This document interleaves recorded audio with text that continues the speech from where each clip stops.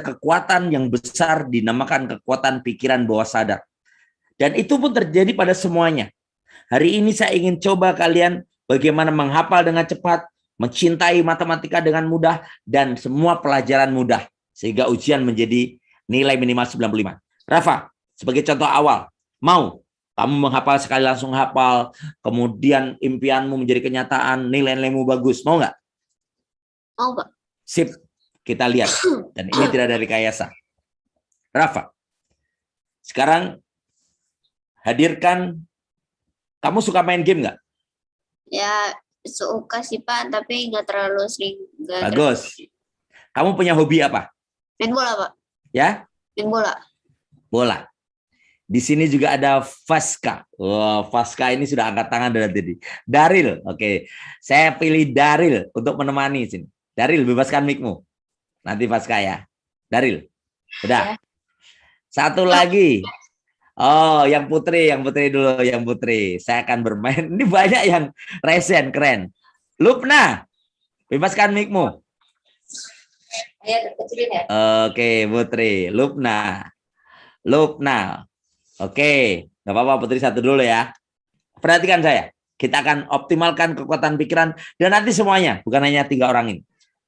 Sekarang kita lakukan yaitu pura-pura lupa. Pura-pura lupa. Hanya sekedar pura-pura lupa. Oke, tidak dimatikan mic-nya untuk 3 orang ini, fokus. Sekarang kita akan mulai dengan pejamkan mata untuk fokus. Pejamkan matamu bertiga. Yes, yang lain tidak usah ikut. Yang lain melihat saja. Sekarang kita belajar pura-pura lupa. Jadi kalau saya bertanya apapun, kamu langsung menjawab dalam pikiranmu, lupa. Gitu.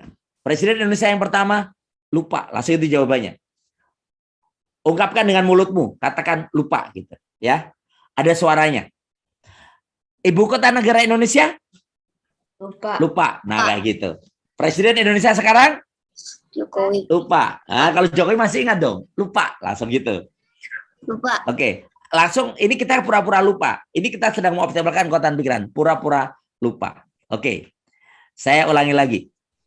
Saya ulangi lagi.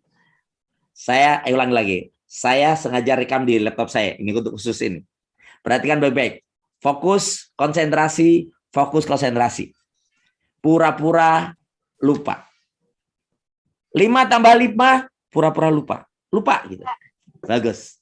10 kali 10. Lupa. Sekarang fokus. Sekarang arahkan bola matamu ke arah langit-langit atas. Mata tetap terkunci. Mata tetap tertutup. Bola mata ke arah atas. Dan sekarang kita lakukan pura-pura lupa cara membuka mata. Pura-pura lupa cara membuka mata. Semakin kuat kamu berusaha membuka mata, semakin lupa caranya. Semakin kamu berusaha membuka mata, semakin lupa caranya. Dan anehnya semakin lengket. Dan anehnya semakin menempel. Dan anehnya semakin lengket dan menempel. Dan sekarang pada hitungan kelima, lengket sempurna, terlem sempurna, terkunci sempurna. Dan semakin kamu berusaha untuk membuka, kamu benar-benar lupa cara membukanya. 1, semakin lengket. 2, semakin nempel. 3, lengket benar. 4, sangat kuat, lengket dan menempel yang sudah terbuka. Dan 5, benar-benar nggak bisa dibuka. Dan sekarang, Rafa, Daril, Lupna, benar-benar matanya susah dibuka. Coba deh rasakan. Matamu tiba-tiba nggak bisa dibuka. Dan semakin kamu berusaha untuk membuka, semakin lengket dan menempel sempurna. Dan itu terjadi. Semakin kamu berusaha membuka, semakin lengket. Dan Rafa sudah mulai merasakan sekarang bagaimana matanya lengket dan menempel. Daril juga gitu. Lupna juga gitu. Sekarang, Daril gimana matanya? Nggak bisa dibuka. Bagus. Untuk Rafa, 1, 2, 3 buka matamu. Untuk Rafa, buka matamu. Udah, konsul Rafa dulu. Sekarang saya tanya Lupna, bagaimana matamu? Sih. Ya? Ya rasa apa gitu. Iya. Oke. Nggak apa-apa. Sekarang untuk Lupna, saya kasih kesempatan 1, 2, 3, buka matamu. Cek. Buka, 1, 2, 3. Nah, seperti itu. Sekarang saya hanya butuh sementara ini 1 dulu yang akan saya fokuskan. Yang lain sementara biar saya remove dulu, biar saya fokus pada 1 dulu. tapi nanti semuanya nanti akan saya ajak untuk merasakan. Sekarang fokus, Daril. Nama panggilanmu siapa? Daryl. Daryl. Saya tunjukkan pada teman-teman semua, inilah kekuatan pikiran. Daryl, saya tulis di papan tulis di depanmu. Di dalam pikiranmu ada papan tulis. Saya tulis tulisan D-A-R-Y-L. D-A-R-Y-L, betul? Ya.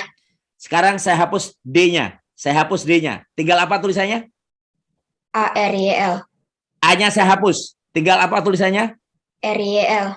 R-nya saya hapus. Tinggal apa tulisannya? Y-L. Y-nya saya hapus. Tinggal apa tulisannya? L. Dan L-nya saya hapus. Tiba-tiba nama itu hilang, lenyap.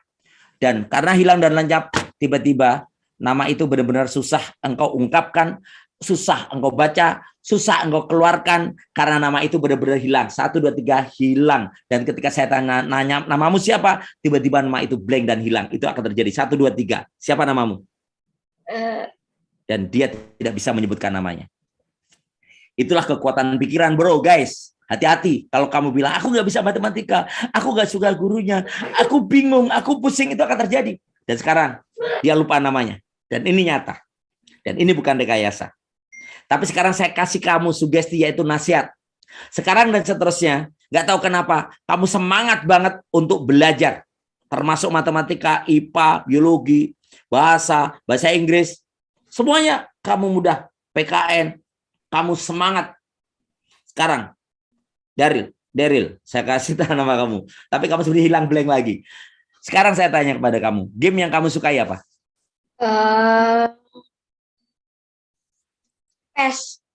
PES. Yang itu paling kamu sukai?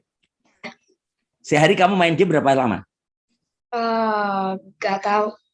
Tapi untuk sementara, kamu sekarang akan mengurangi gamemu.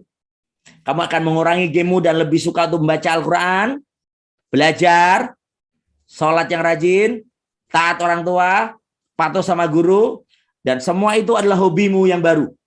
Kamu suka membersihkan kamarmu, merapikannya, meletakkan sampah pada tempatnya, sholat subuh tanpa dibangunkan, mandi tanpa disuruh, sekarang dan seterusnya. Seiring napasmu, seiring detak jantungmu, itu akan terjadi. Dan ketika kamu membuka matamu, sementara gamemu saya hapus. Set!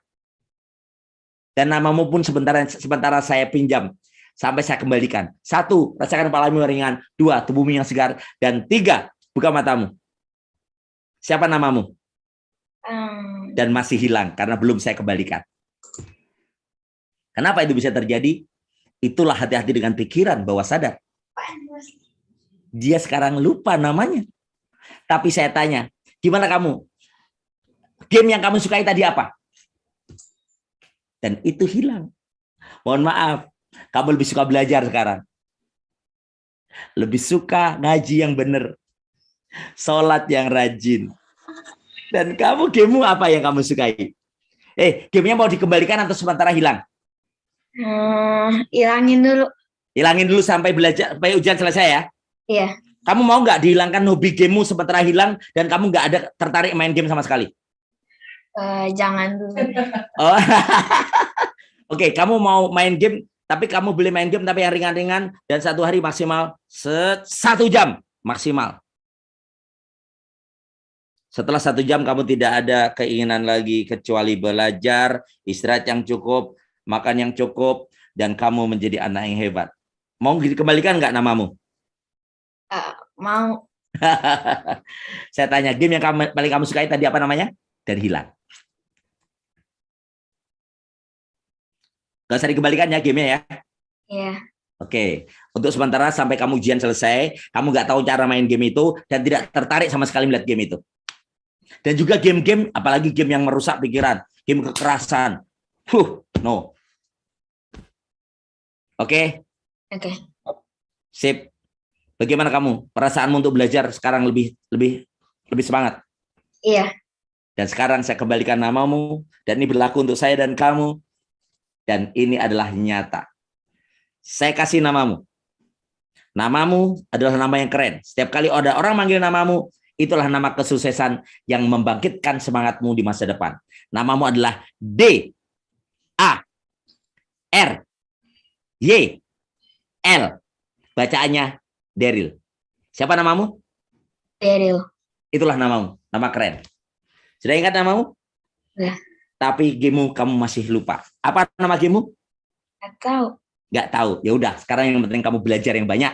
Dan itu hadiah untukmu. Biar kamu nilaimu dapat minimal 95.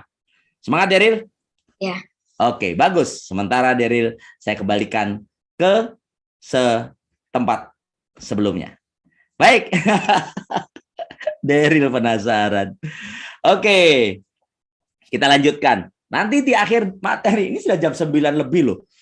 Oke, kalian tetap semangat. Ini saya tunjukin nih. Hambatan kesuksesan kalian itu pada diri kalian sendiri.